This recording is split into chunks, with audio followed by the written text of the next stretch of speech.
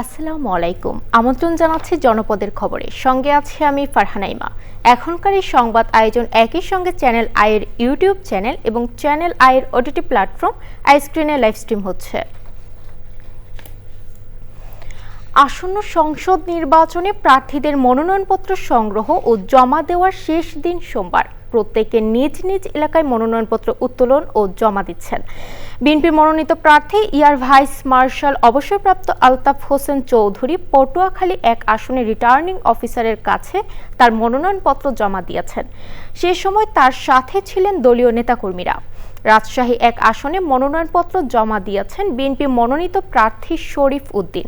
এর আগে বিভিন্ন রাজনৈতিক দল ও স্বতন্ত্র প্রার্থী হয়ে ৪৪ জন মনোনয়ন ফর্ম উত্তোলন করেছেন। চাঁদপুর ৩ আসনে মনোনয়নপত্র নিয়েছেন জামায়াত ইসলামীর সংসদ সদস্য প্রার্থী। একই আসনে শনিবার মনোনয়নপত্র জমা দিয়েছেন বিএনপির প্রার্থী শেখ ফরিদ আহমেদ মানিক। চুয়াডাঙ্গার ২টি আসনে বিভিন্ন দলের হয়ে মনোনয়নপত্র সংগ্রহ করেছেন ৮ প্রার্থী। নড়াইল ২ আসনে মনোনয়নপত্র সংগ্রহ করেছেন বিএনপির প্রার্থী ডক্টর ফরিদুজ্জামান ফরহাদ। বিএনপি ক্ষমতায় গেলে কোরআন সুন্নাহর বাইরে কোনো আইন করা হবে না বলে মন্তব্য করেছেন বিএনপির মহাসচিব মির্জা ফখরুল ইসলাম আলমগীর।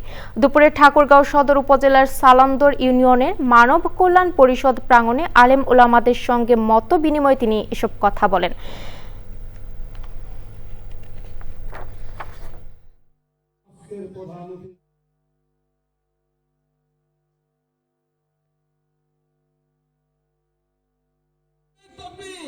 আমরা কমিটেড, আমরা অঙ্গীকারবদ্ধ যে এই দেশে আমরা কোরআন ও সুন্নাহর বাইরে কোনো আইন আমরা করতে দেব না। এটা আমাদের কমিটমেন্ট। এই কমিটমেন্ট আমরা সবসময় করে এসেছি। আমরা চাই যে এই নির্বাচনের মধ্য দিয়ে একটা নতুন বাংলাদেশ গড়ে উঠুক, যেখানে আমি আমার ইবাদত শান্তিতে করতে পারবো, আমার ধর্মচর্চা শান্তিতে করতে পারবো এবং আমি আমার ভবিষ্যৎ বংশধরদের জন্য একটা সুন্দর ভবিষ্যৎ রচনা করতে পারবো। তীব্র শীত ও ঘন কুয়াশায় বিপর্যস্ত হয়ে পড়েছে উত্তরাঞ্চলের জনজীবন। নীলফামারীতে শীতে বিপাকে পড়েছে নিম্ন আয়ের মানুষ। দিনের বেলায় সড়কে যানবাহন চলছে হেডলাইট জ্বালিয়ে। ডিমলা আবহাওয়া অফিসে সকালে সর্বনিম্ন তাপমাত্রা রেকর্ড করা হয় ১২.০ ডিগ্রি সেলসিয়াস এবং দৃষ্টিসীমা ৩০০ মিটার। আরও জানাচ্ছেন আনোয়ারুল আলম প্রধান। আমি এখন যে জায়গাটিতে দাঁড়িয়ে আছি এটি হচ্ছে নীলফামারী শহরের প্রাণকেন্দ্র বড়বান বলে পরিচিত, যেখানে সবসময় মানুষের সমাগম ঘটে। কিন্তু গত কয়েকদিন থেকে ঘন কুয়াশা এবং হিমশীতল বাতাসের কারণে এখানে জনসমাগম অনেকটাই কমে গেছে। কারণ শীতের তাপমাত্রা বেশি হওয়ার ফলে মানুষ প্রয়োজন ছাড়া ঘর থেকে আর বের হচ্ছে না। এতে সবচেয়ে বিবেকে পড়েছে নিম্ন আয়ের মানুষজন। তারা সময়মতো ঘর থেকে বের হওয়ার না কারণে তারা সময়মতো কাজে যেতে পারছে না, ফলে তাদের আয় উপার্জন অনেকটাই কমে গেছে। এই সমস্ত মানুষ ঘর কুটে জ্বালিয়ে শীত নিবারণের চেষ্টা করতেছে। জেলা প্রশাসনের পক্ষ থেকে জানানো হয়েছে যে এখন পর্যন্ত 6টি উপজেলায় 18,000 কম্বল বিতরণ করা হয়েছে এবং 40,000 কম্বলের চাহিদা দেওয়া হয়েছে। শিশু এবং বয়স্ক মানুষরা বিভিন্ন রোগে আক্রান্ত হচ্ছে এবং তারা চিকিৎসা নেওয়ার জন্য বিভিন্ন স্বাস্থ্যকেন্দ্রে যাচ্ছে। আজকে ডিমলা আবহাওয়া কেন্দ্র জানিয়েছে যে আজকে তাপমাত্রা ছিল 12 ডিগ্রি সেলসিয়াস, যেটা কয়েকদিন থেকে এটা 10 ডিগ্রি থেকে ওঠানামা করতেছে এবং এই ধরনের আবহাওয়াটা আরো কয়েকদিন থাকবে বলে আমাদের জানিয়েছে।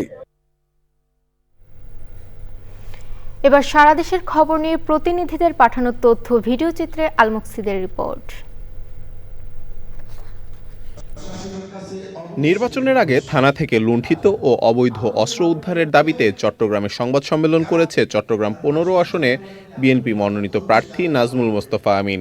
সে সময় দক্ষিণ জেলা বিএনপির যুগ্ম আহ্বায়ক আহসাব উদ্দিন চৌধুরী সহ দলীয় নেতাকর্মীরা উপস্থিত ছিলেন। নারায়ণগঞ্জে সুষ্ঠু নির্বাচন ও গণতান্ত্রিক অগ্রযাত্রা বিষয়ক মতবিনিময় সভা হয়েছে। প্রধান অতিথি ছিলেন সুজন কেন্দ্রীয় কমিটির সম্পাদক বদিউল আলম মজুমদার। রাঙামাটির কাপ্তাইয়ে সাম্প্রতিক সময়ে সীমান্ত এলাকায় বিজিবির কার্যক্রম নিয়ে সংবাদ সম্মেলন করেছে ৪১ বিজিবির ওয়াকগাছড়া ব্যাটালিয়ন। বরিশালে জেলা স্কুলে সুবর্ণ জয়ন্তী উদযাপন করেছে সাবেক ও বর্তমান শিক্ষার্থীরা। প্রধান অতিথি ছিলেন সাবেক শিক্ষার্থী মোহাম্মদ তারিকুল রহমান।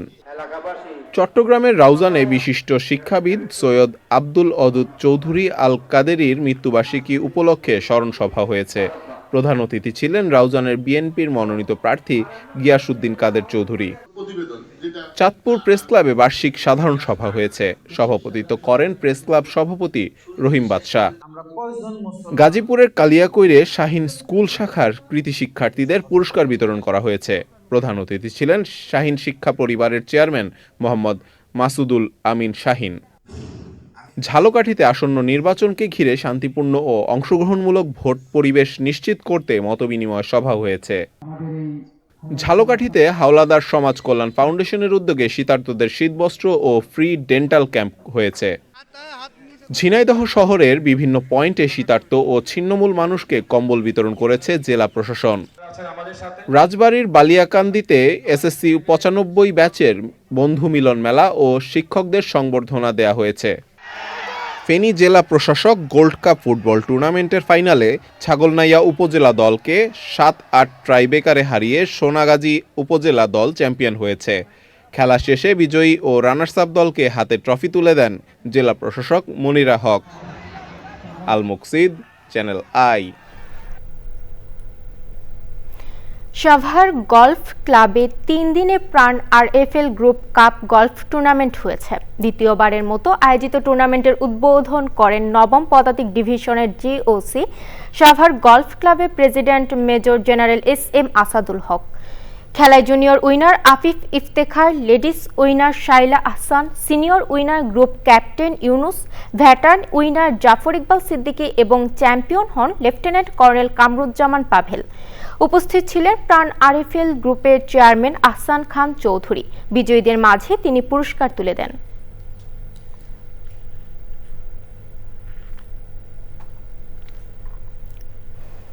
জনপদের খবর আজকের মতো এই পর্যন্তই। একটু পর কৃষি সংবাদ দেখার আমন্ত্রণ জানিয়ে শেষ করছি। ধন্যবাদ সবাইকে।